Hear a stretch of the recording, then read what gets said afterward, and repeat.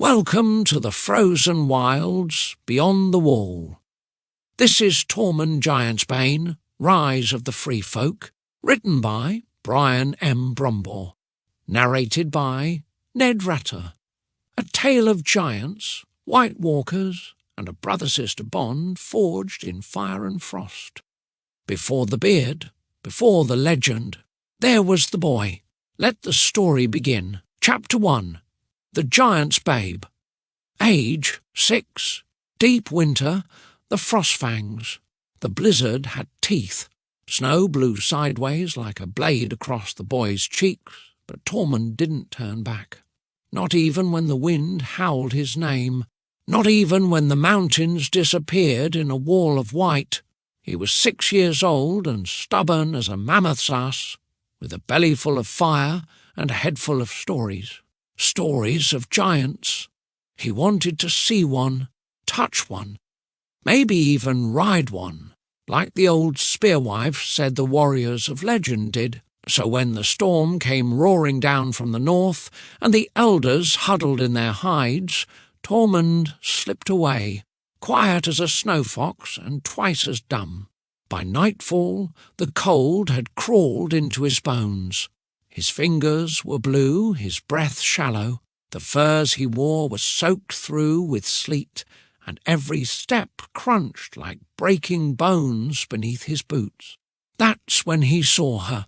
She rose from the snow like a mountain come to life. Skin the colour of old bone, hair matted with ice, breasts like boulders swaying beneath a necklace of mammoth tusks. Her eyes were small, squinting, milky with age, and she smiled. "Rugrat," she crooned in a deep, groaning voice that sounded like avalanches. "Where have you been, my tiny cub?" Tormund opened his mouth to scream. What came out was a frozen gasp. She picked him up, effortlessly, like a toy, and cradled him against her chest. Her breath smelled of fermented yak milk and moss. Her arms were warm, too warm. Then came the worst part. She suckled him. 3 moons later, they called her Wunadora the Wide, or just Big Mama in the local tongue. She lived in a cave halfway up a cliffside, surrounded by pelts, bones, and half-eaten reindeer, and for 3 moons Tormund was her babe.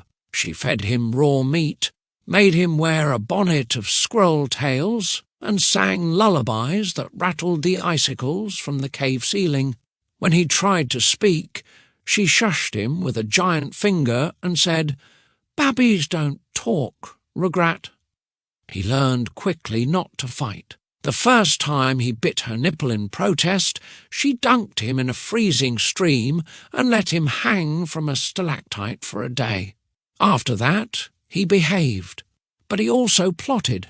He learned the layout of the cave, where she slept, where she stored her food. He learned how to move quietly across the pelts, how to avoid triggering her snoring fits, which ended in violent sleep farts and flying rocks. And one night, when the stars aligned and her snores shook snow from the ledges, he ran. He didn't stop for 2 days. No food, no rest, just cold and hunger and the rage of a boy whose pride had been nursed into oblivion. When he staggered into camp, ragged, wild-eyed, with a necklace of rat skulls and a squirrel bonnet, no one believed what had happened, except the old spearwife. She took one sniff of him, pinched his cheek, and said, "Giant's milk, eh? That'll put hair on your cock, lad." Tormund didn't know what that meant yet, but he would. Chapter 2. The Girl and the Spearwife. Tormund, age 9, or Ygritte, age 3. The boy who came back from the blizzard was not the same one who left. Tormund had spent 3 moons in the arms of a creature out of myth, and though his body had healed, part of him remained shaped by that unnatural warmth, that terrifying affection.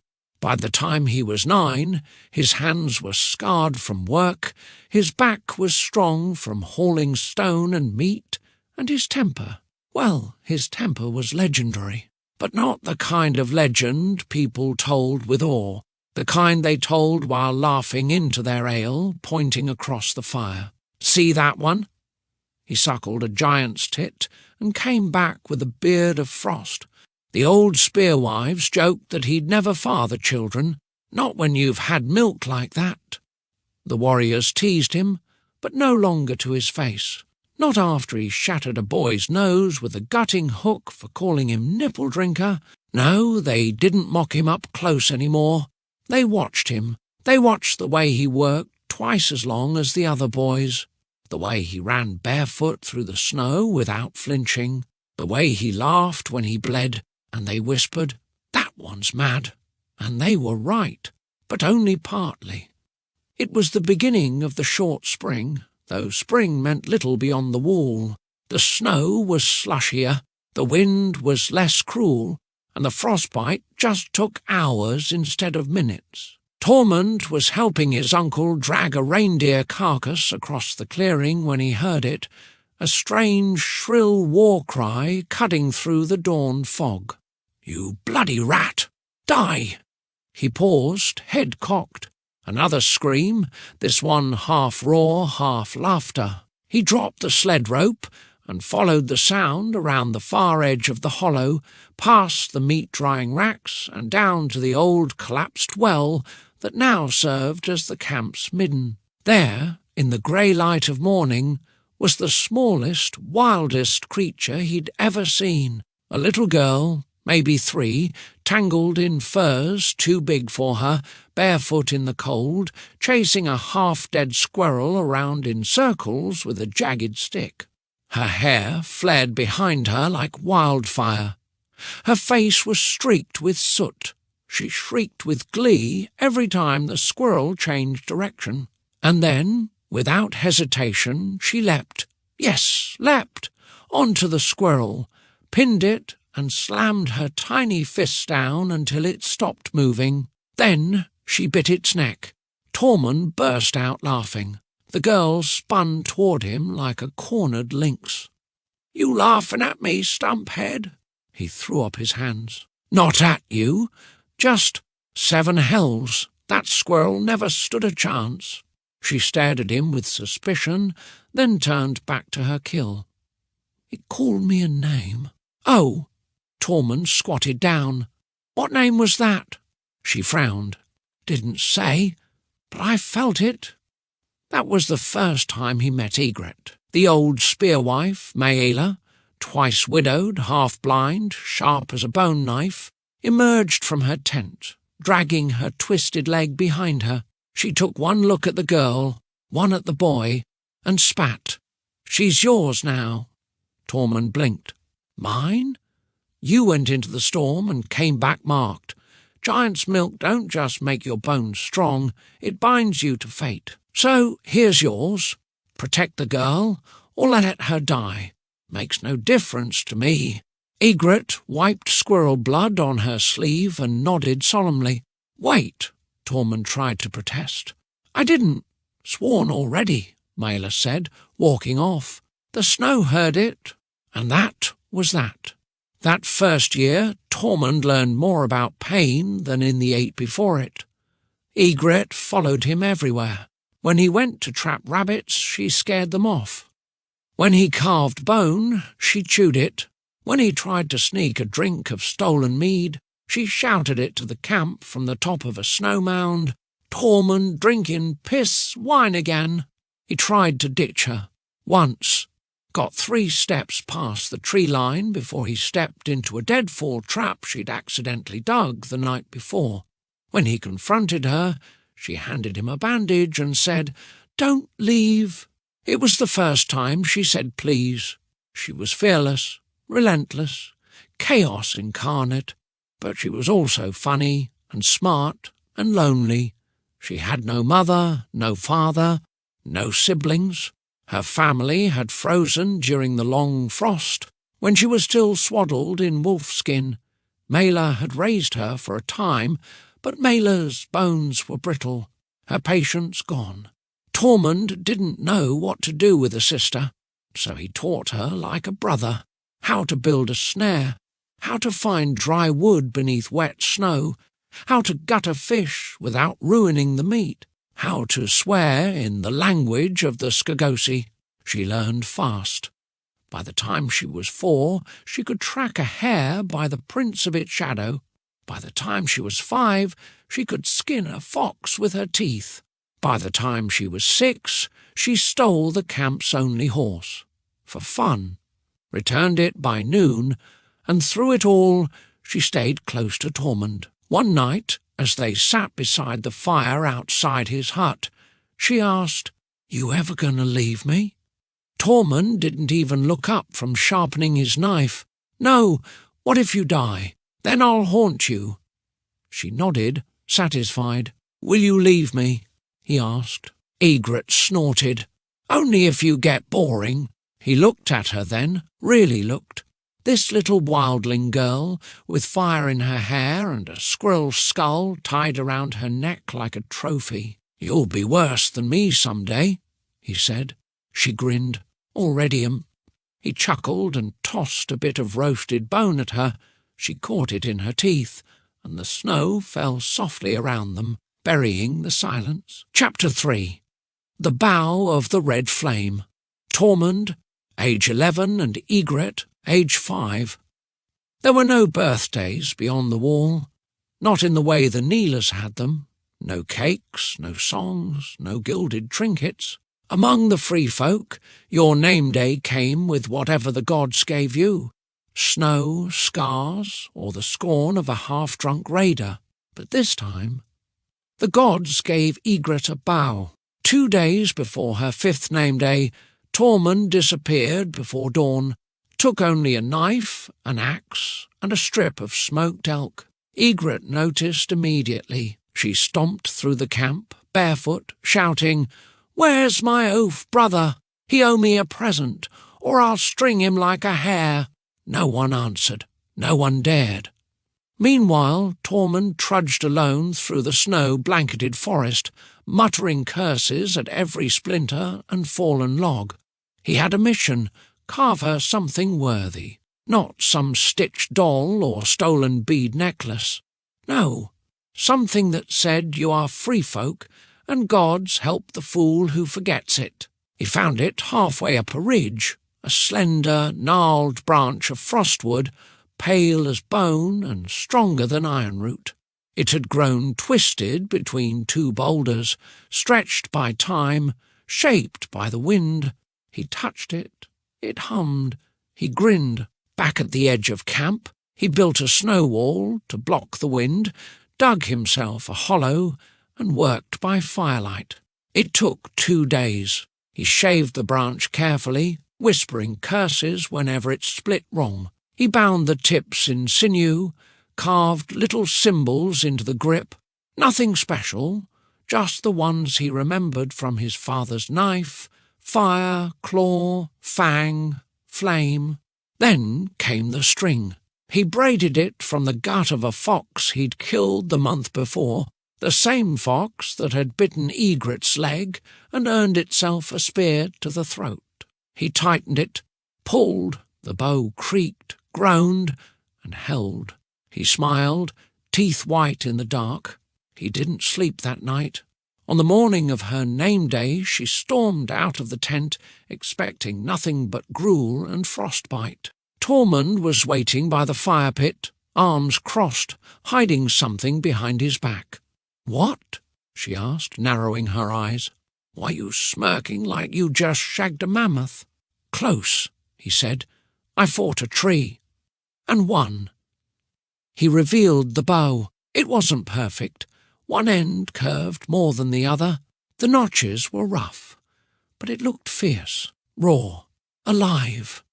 Her mouth fell open. Tormund held it out. "Happy name day, Red Fox." She took it like it was Valyrian steel. He made arrows from crow feathers and sharpened bone tips. Ugly things, but enough to teach with. At first, she couldn't draw the bowstring past her belly. She stomped and spat and threatened to stab him in his sleep. But he was patient. Set up targets made from frozen dung and old shields. He showed her how to stand, how to breathe, how to find the line between tension and release. By nightfall she had bruises on both arms and one arrow in a tree trunk. She screamed with joy, "I killed the bloody tree!" Over the next moons the bough became an extension of her arm. She strung it while walking, drew it while eating, slept with it beside her like a blade. The camp began to notice. Too small to pull it, they said. She'll shoot her foot, they said. She's got Tormund's madness, they whispered. They weren't wrong. Ygritte started racing boys twice her age through the trees, bow in hand, arrow at the ready. She didn't always hit, but she always fired. She hunted rabbits, buzzards, once even tried for a shadow cat. The bough was soon dyed with blood, soot, and a red pigment she mixed herself from berries and ash. She named it Whisperfang. When someone asked her why, she said, "Because you don't hear it coming." One morning a hunting party returned with a giant elk and 4 broken ribs. A beast had attacked them on the slopes. Black fur, 10 feet tall, all muscle and rage. A rare snow bear. That night, while the warriors argued over who should lead the revenge party, Tormund caught Ygritte near the edge of camp with Whisperfang and a pack of dried meat. "You're not going after a goddamn snow bear alone," he growled. She shrugged. "Not alone. I was hoping you'd come." He stared at her, then laughed. The next day the snow bear was dead, and Whisperfang had its first kill mark, carved into the upper limb with Tormund's knife. That night, as they lay beside the fire, wrapped in furs, Ygritte whispered, "What happens if I get better than you?" Tormund yawned. "Already are." She sat up. "Truly?" He looked at her. "You'll be the best bough in the north. I'll be the strongest.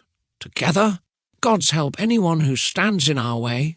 She thought for a long moment, then leaned against him. "Then let's never stop." And they didn't. Not then, not yet. Chapter 4. Teeth and Smoke. Approximately Tormund, age 12, and Ygritte, age 6. There were no walls between the free folk and the wild, no gates, no laws but snow, strength, and survival. It was a truth Tormund and Ygritte learned with every breath, and one morning they learned it again, by blood and by fang. Tormund sat sharpening his axe with a hunk of riverstone when Ygritte stormed into camp, dragging a frozen fox carcass behind her. Her face was scratched, her cloak was torn, but her grin was wide enough to shame a crow. "Caught him sleeping," she shouted. Whisperfang right through the eye. The others, elders, hunters, raiders, gathered to look. Murmurs followed, approval, amusement, respect, but not everyone was pleased. A boy named Will the Broken Tooth stepped forward, eyes narrow. He was 15, already the size of a man, and bitter from the weight of failure. His last hunt had ended with a snapped leg, a ruined bow, and the mockery of his peers. He spat at her feet. "That fox was sick."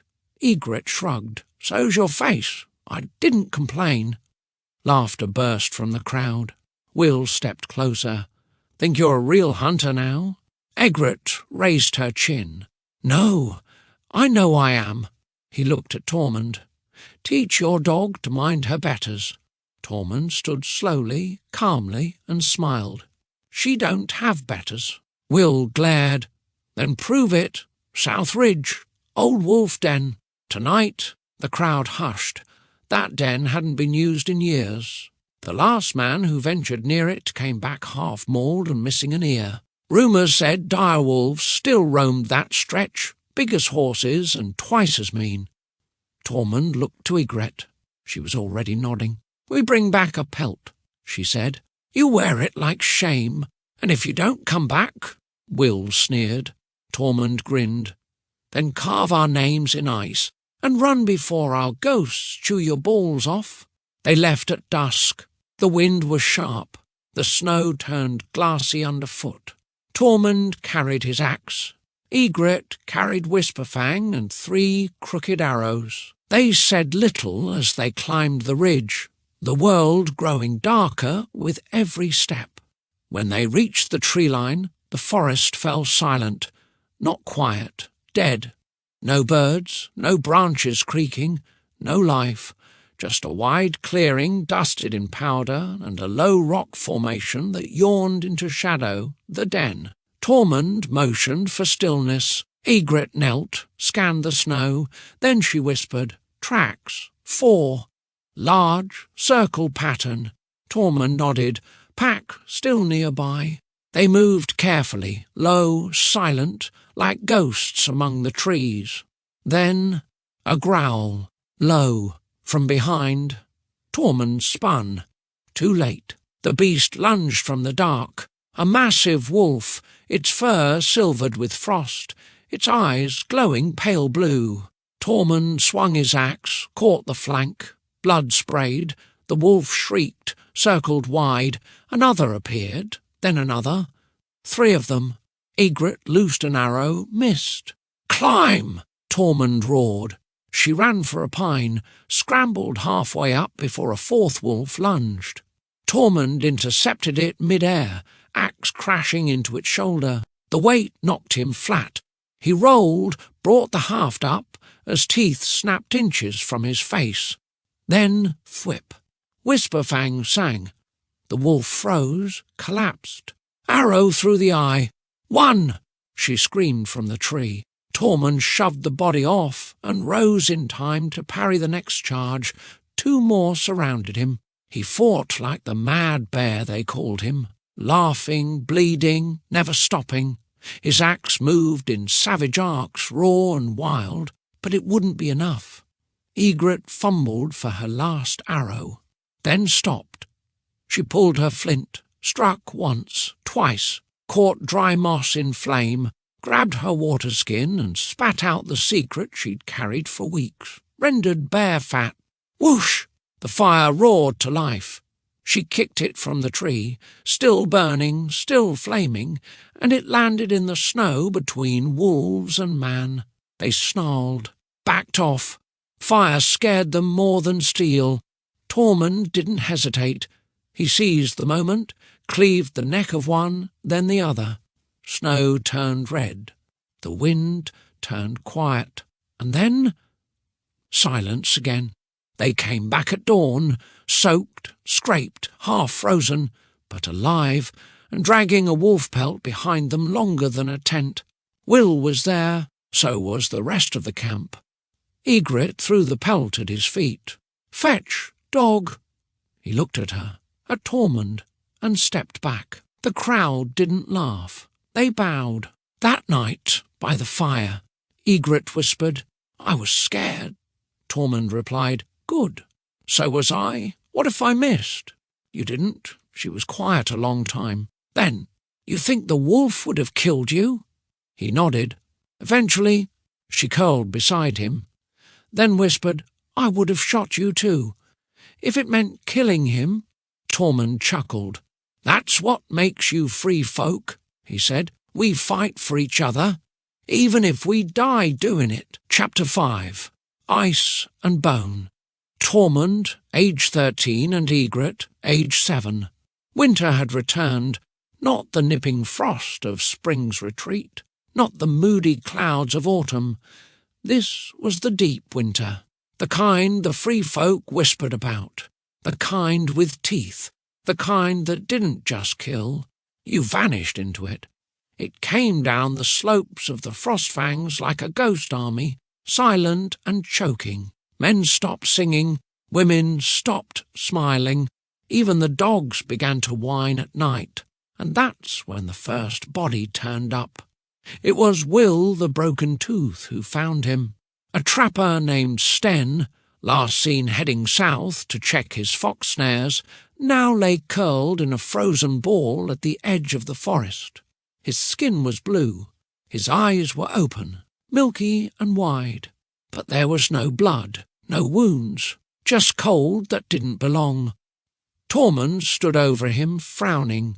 "Doesn't look natural." Will muttered. "He's dead." Tormund nodded. "So's your sense of smell. This ain't just dead. This is wrong." Ygritte knelt beside the body.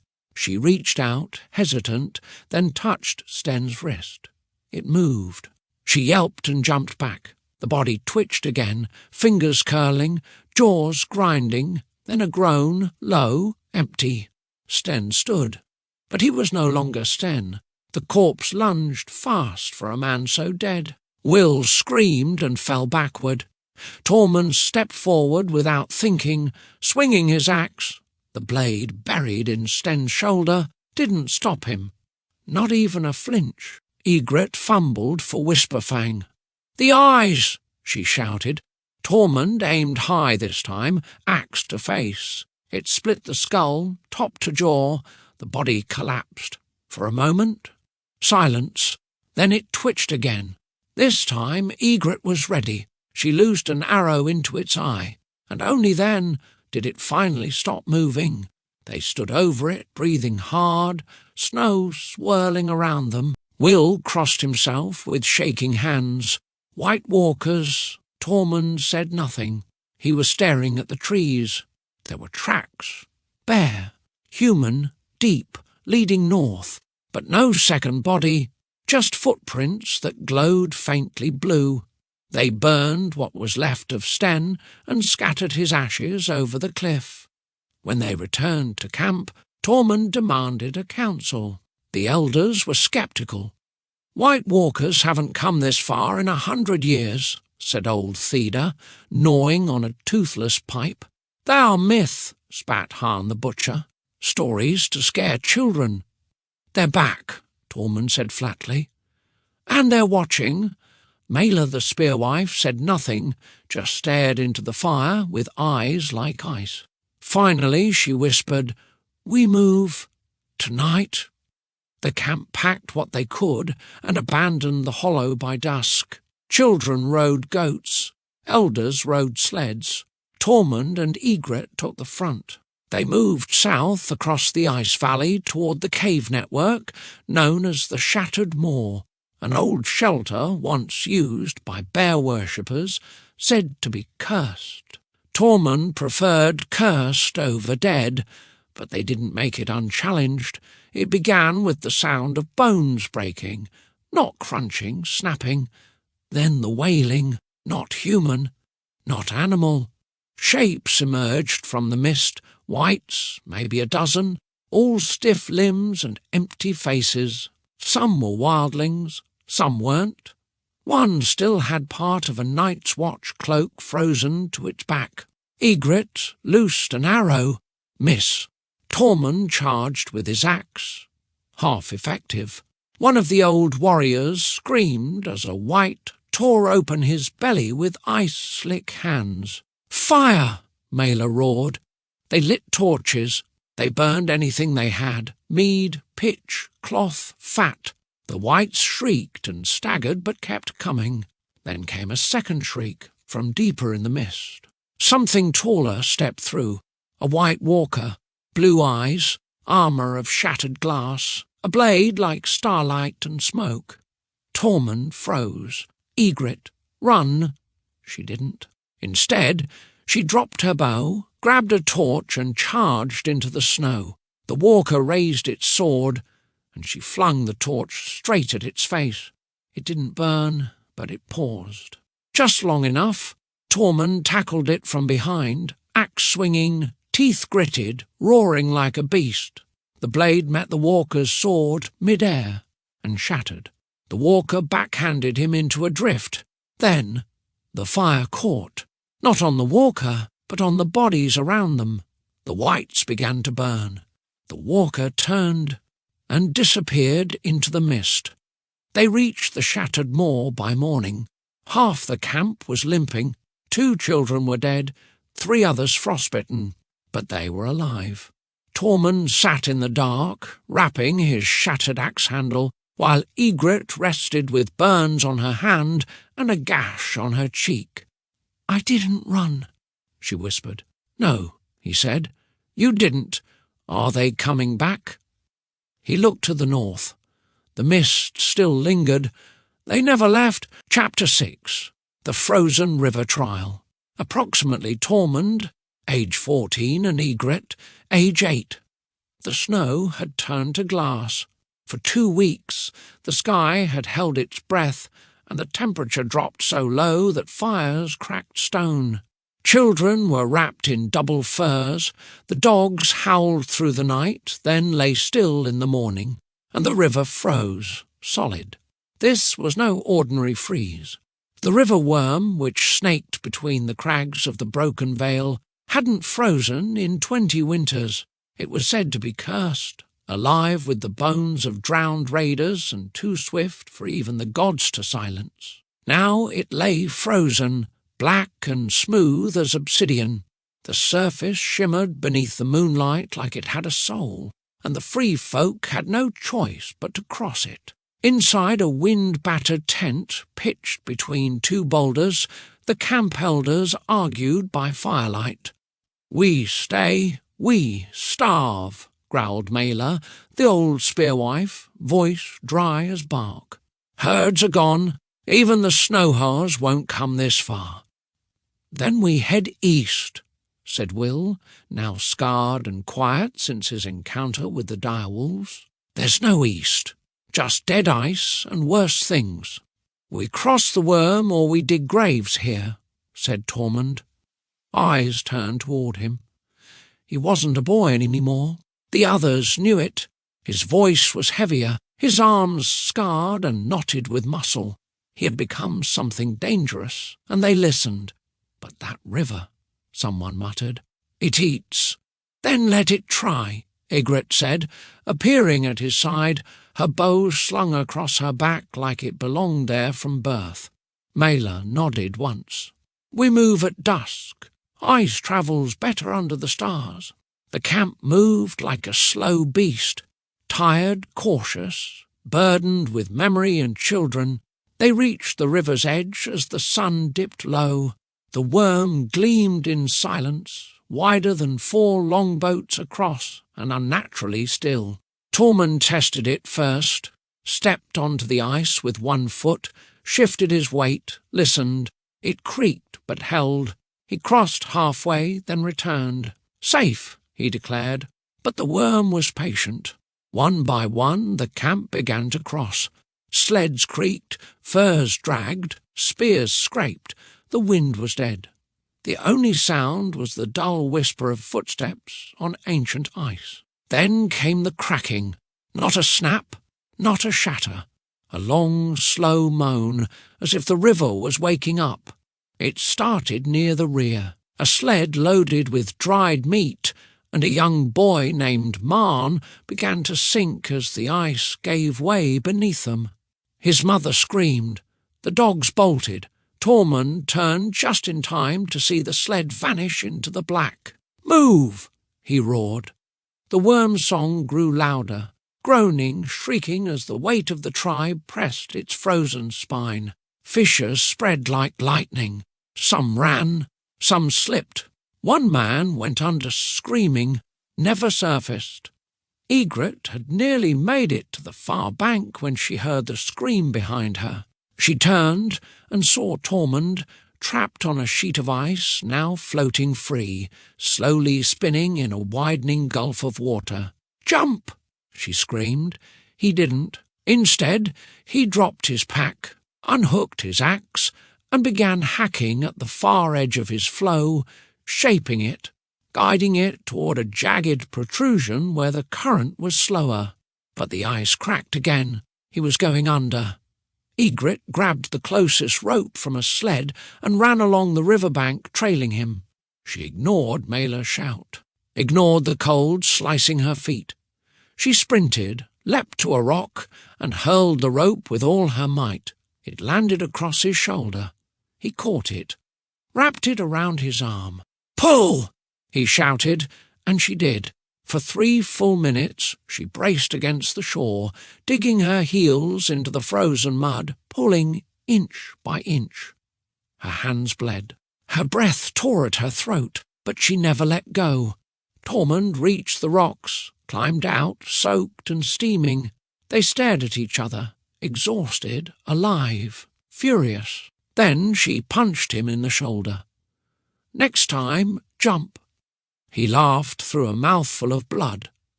"Next time, don't look back. 3 died in the crossing. 1 child was frostbitten to the bone. 2 sleds lost, but they made it.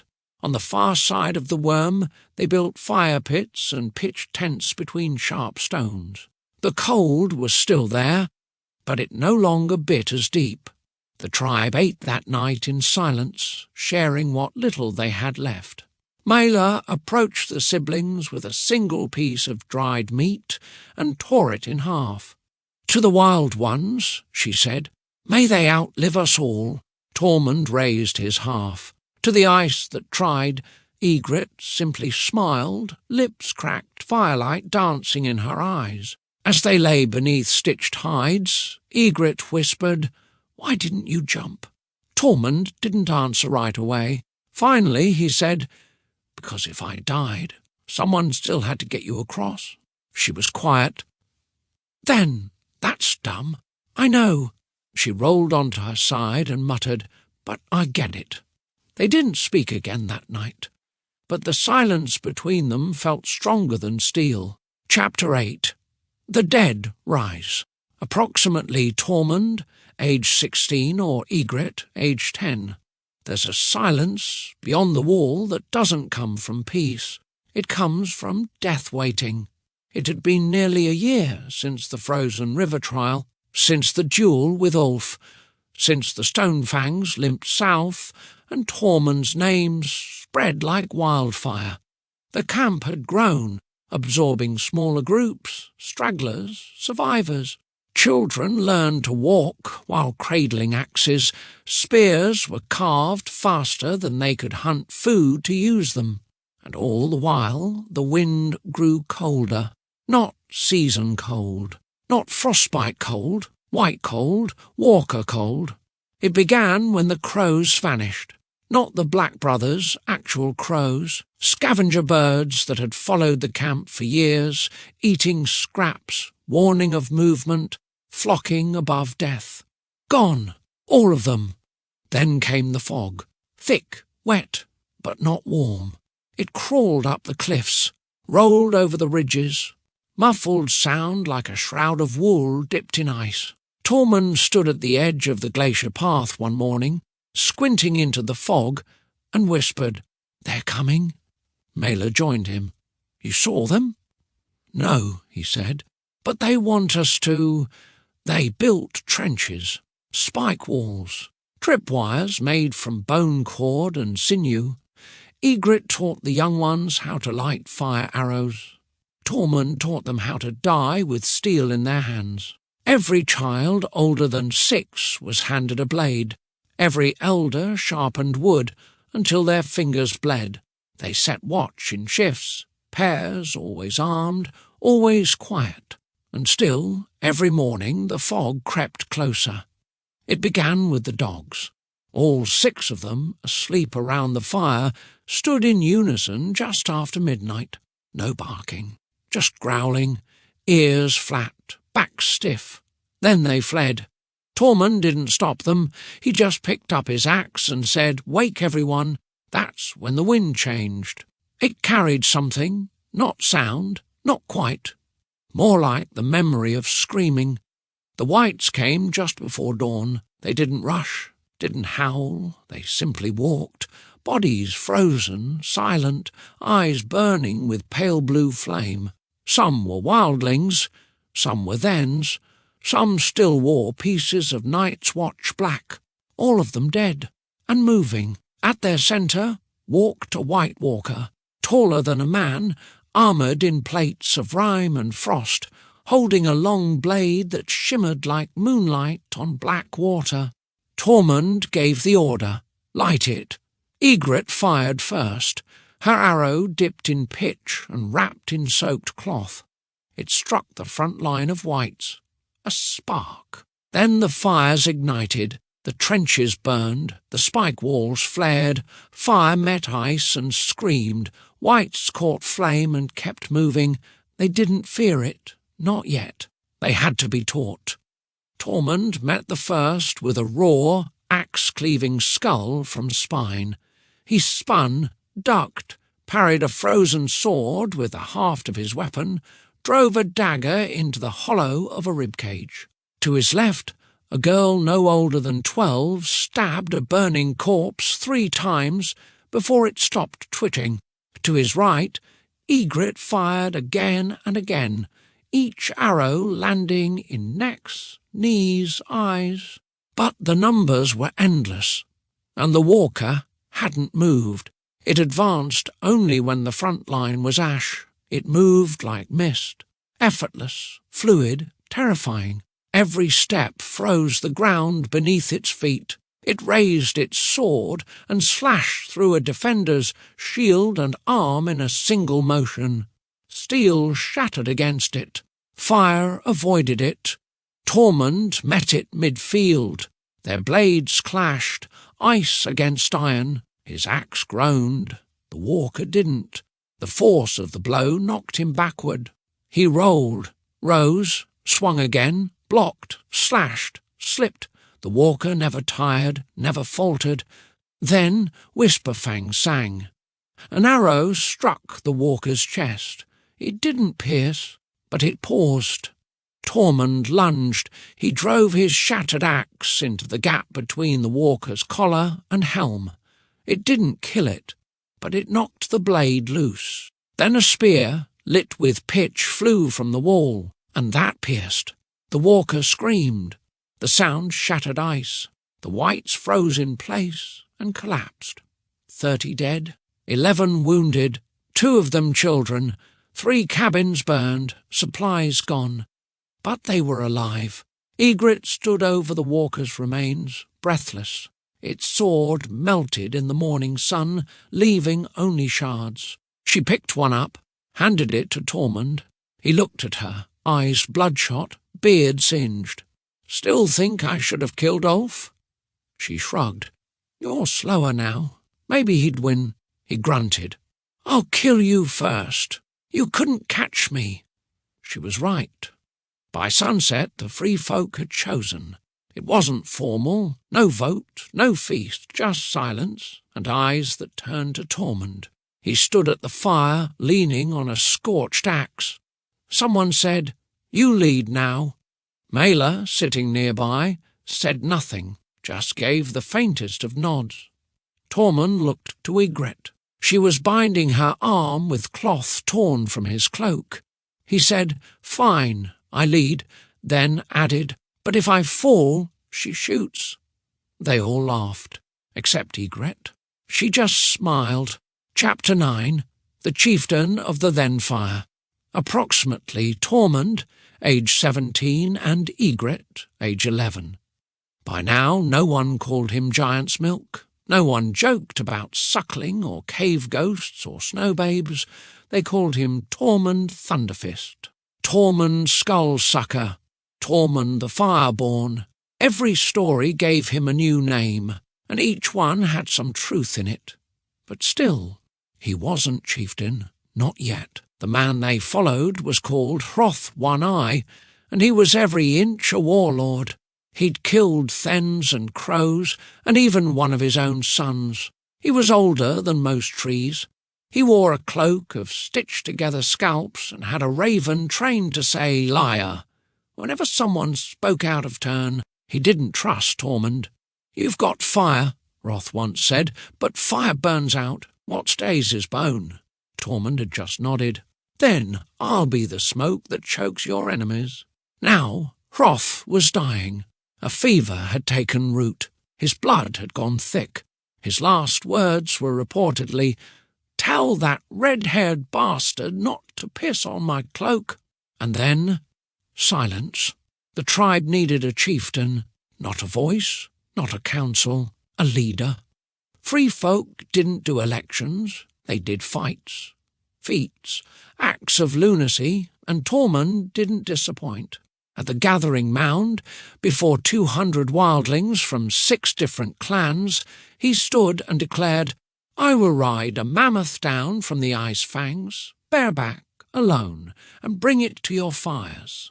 Laughter, then silence, then gasps when he actually left to do it.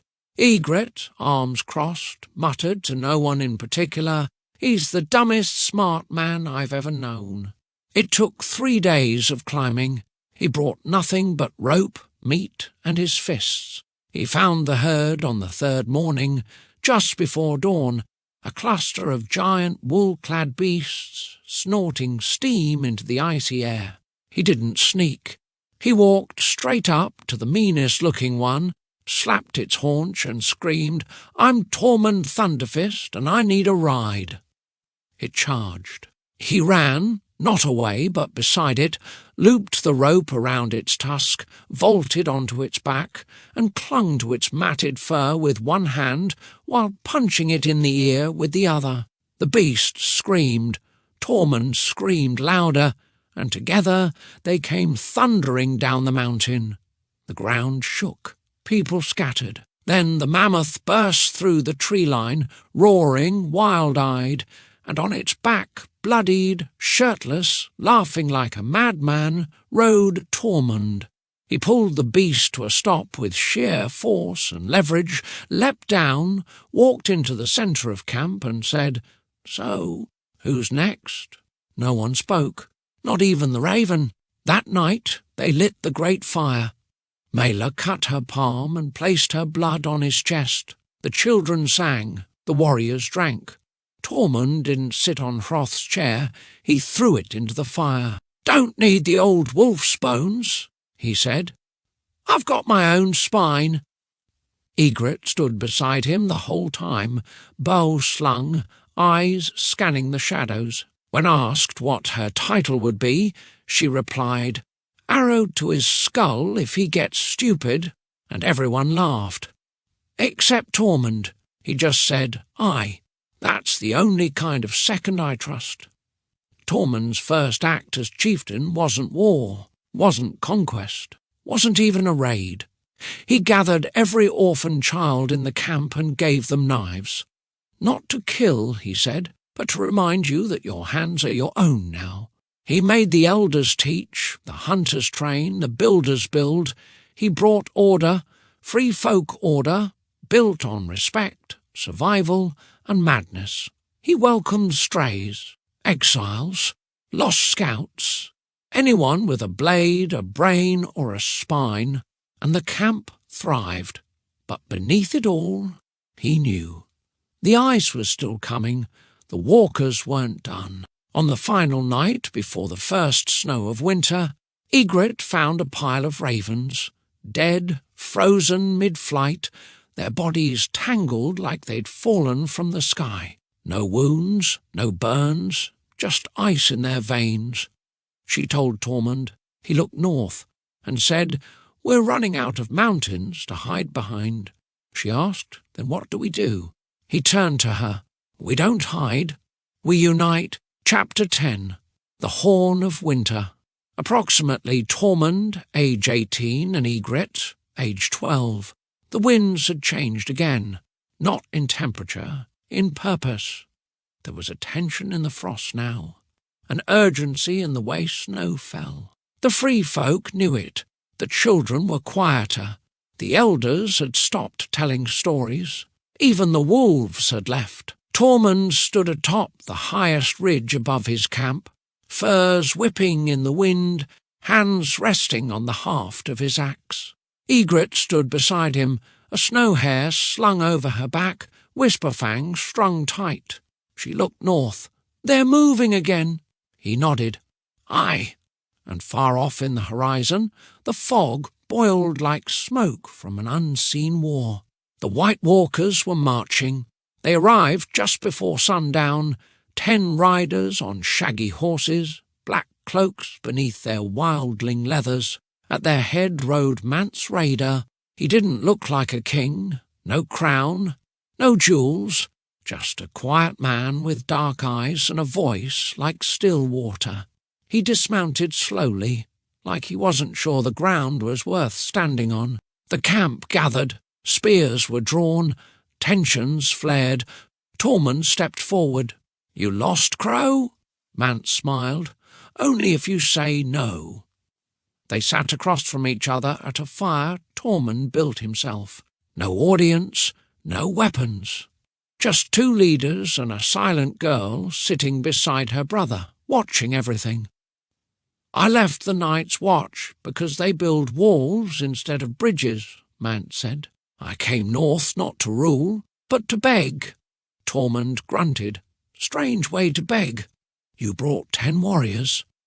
"I brought 10 survivors, the rest are scattered, dead, or worse." He looked out at the darkening snow. "The walkers are moving fast.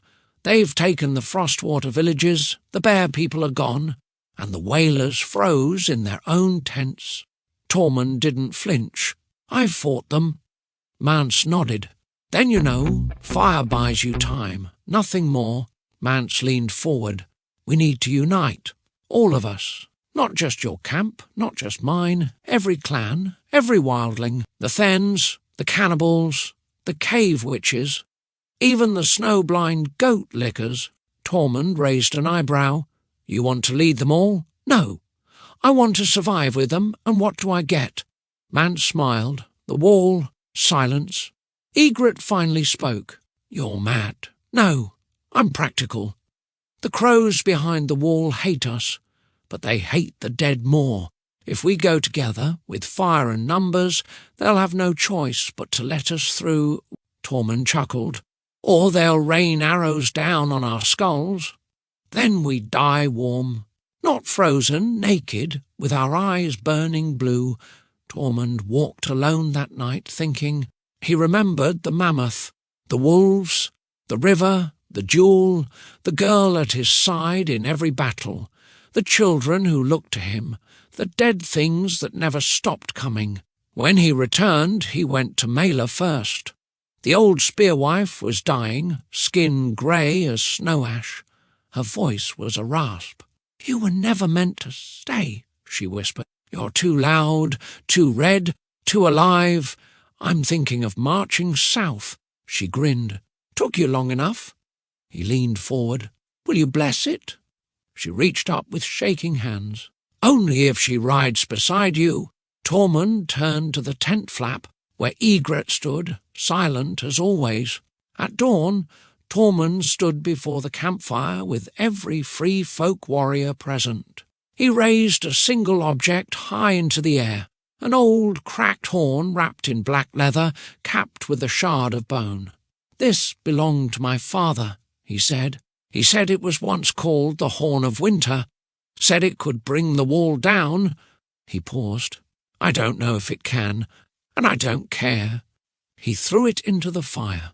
"We're not crawling through the wall, we're walking through their gates. Together, murmurs rose, arguments, fear, hope."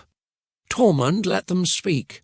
Then he looked at Ygritte. She stepped forward, bow raised, and fired an arrow into the air. It burned red, and everyone fell silent. It took weeks. Words spread faster than ravens. The Horn of Winter had sounded. Tormund Giantsbane was marching south, and he wasn't coming alone.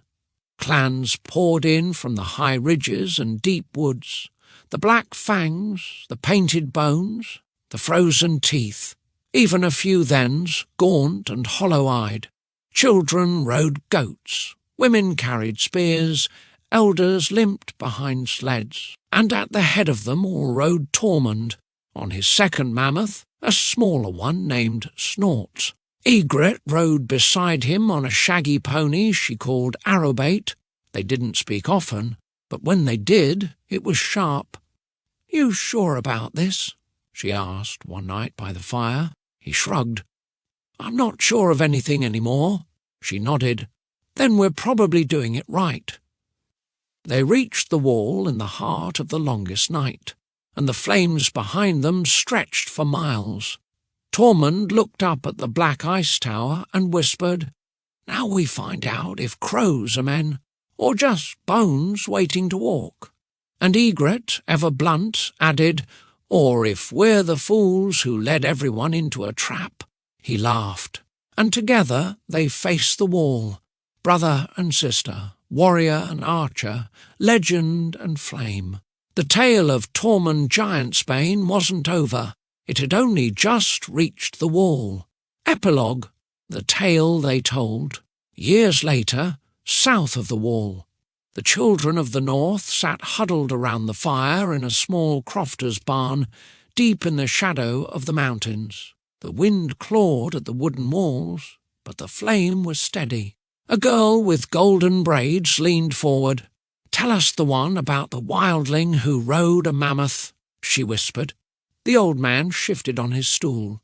His beard was long and white, but his eyes still burned with something untamed. "You mean Tormund Giantsbane?" he grunted. "The madman, the mammoth-rider, the woman-bedder, the snow-eater, the giant's milk-drinker?" The children all giggled. "But did he really ride a mammoth into the wall?" asked a boy. The old man leaned forward. "He didn't ride a mammoth. He stole one from a herd, then punched it in the ear and rode it down a glacier barefoot, laughing so hard the gods heard it." "Really?" the girl asked. "As real as the wall is tall." And beside him rode his sister, Ygritte the red fox, best bow beyond the wall, faster than a blink, sharper than a spearwife's tongue. What happened to them?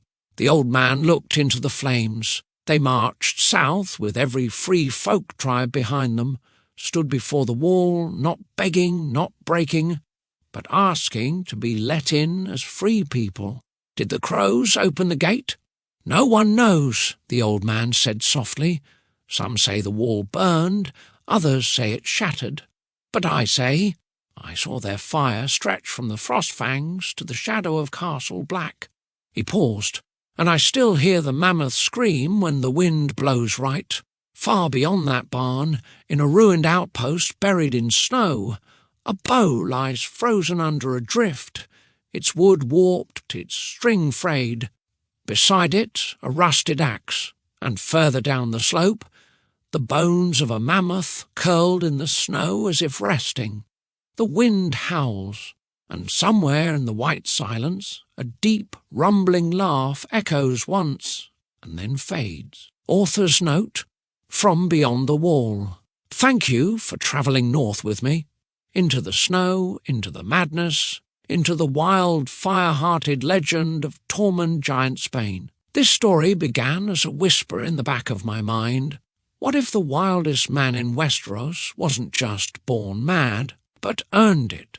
One scar, one scream, one stupid, beautiful act at a time. What if Ygritte, far more than just a tragic love interest, had her own story, one of grit, loyalty, and arrows loosed at fate? I wanted this to feel like the myths the free folk tell around frozen fires. Half truth, half madness, but all heart. Was Tormund really suckled by a giantess for 3 moons? Did he ride a mammoth down a glacier while laughing at death? Did Ygritte really shoot a White Walker between the eyes with her last arrow? Maybe, maybe not. But the best legends don't need proof. They just need to burn in your bones. If you've made it this far, thank you. Sincerely. I hope the tale gave you chills, laughs, and maybe 1 or 2 hell yes moments. If it did, please like, comment, and subscribe. It helps the story live on. And tell me below, which moment in Tormund's journey hit you hardest? Until next time, Brian M. Brumbaugh.